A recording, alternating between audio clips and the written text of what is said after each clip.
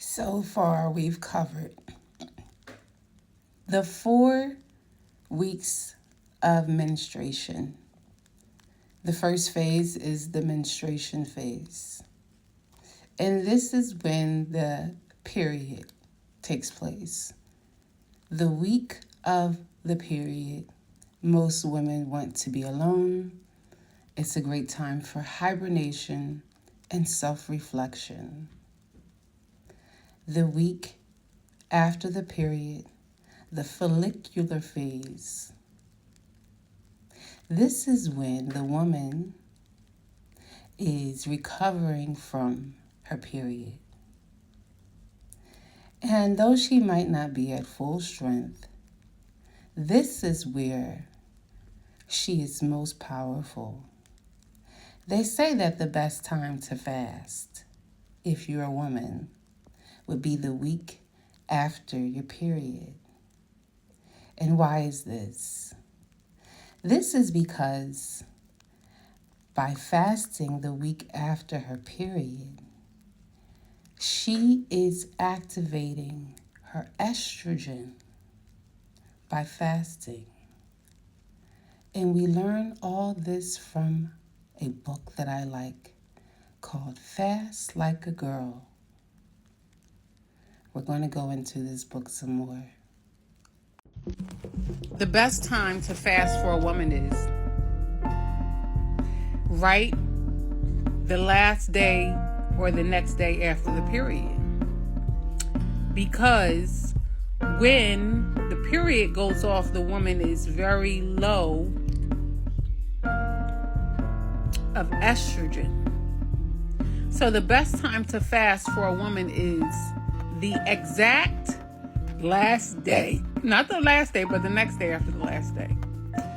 Because, or maybe a couple of days after the last day. But when the woman's body's at low of estrogen, fasting, and we're not talking about complete fast, but intermittent, where, okay, I'm fasting 8 to 12 hours of the day after my period. Because this allows the hormone that needs to activate to build more estrogen. The best time to fast is for a woman that next day after the period. Because this is when the body is building estrogen. Last day of the period, low estrogen, no estrogen. But fasting on the last day of the period, or the day after the last, allows your body to build that estrogen. And let's go to the source where I found this information. Fast Like a Girl by Dr. Mindy Pelz. This is not Dr. Mindy Pelz. No, she's not Dr. Mindy. This is a great book. Page 58. Your Menstrual Cycle. And here she goes to tell you what's happening during the menstrual cycle. Okay? This is great. This is great information. Right? So, the day of the period. This is the moment your body produces progesterone, the hormone that calms you and tells you everything is going to be okay.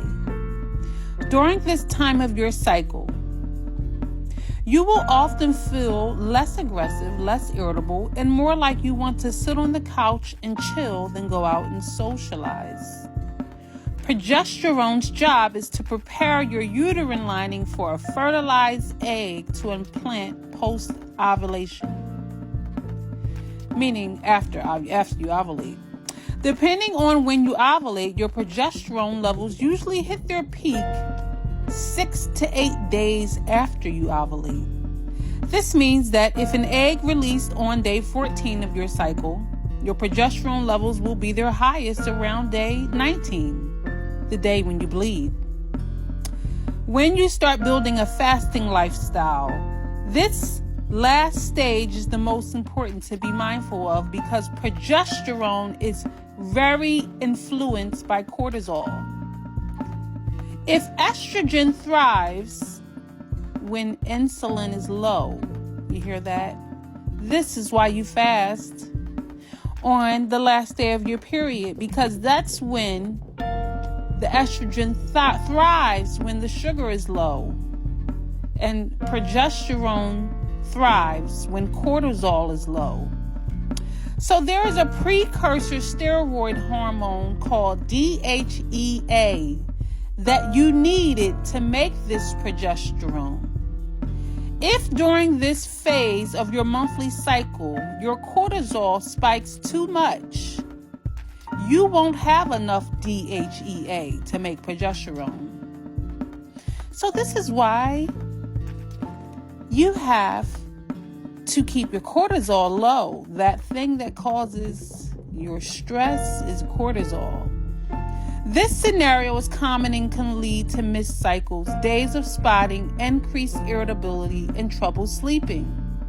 How many years as women have we complained about our premenstrual symptoms when in reality, it's a simple function of not giving our body the right scenarios to make progesterone?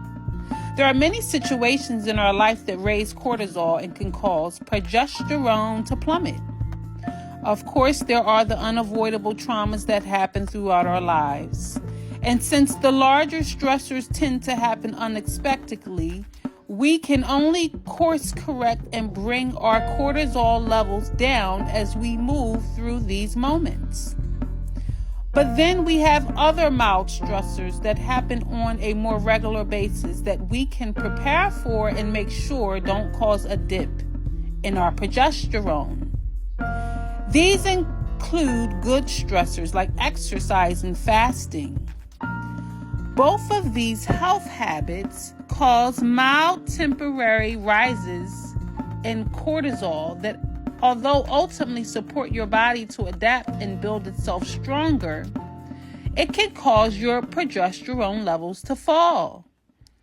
This means good habits like exercising and fasting can cause your progesterone to fall.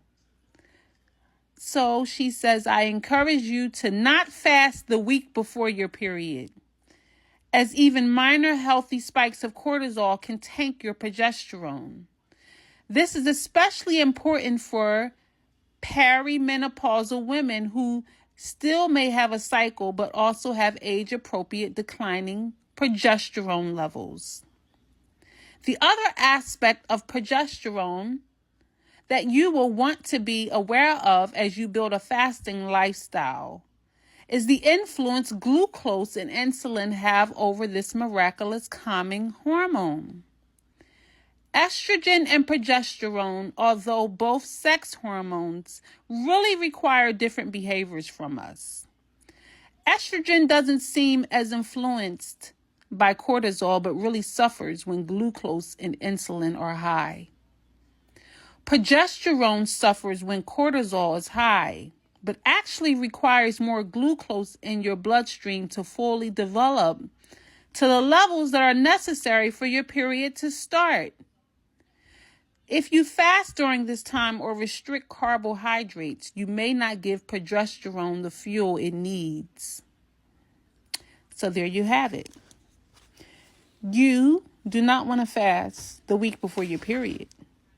But the day after, that day 19 when you bleed, that week after you bleed, that last day, you want to start fasting. And if you're going to do it, get this book by Dr. Mindy Pelz, Fast Like a Girl.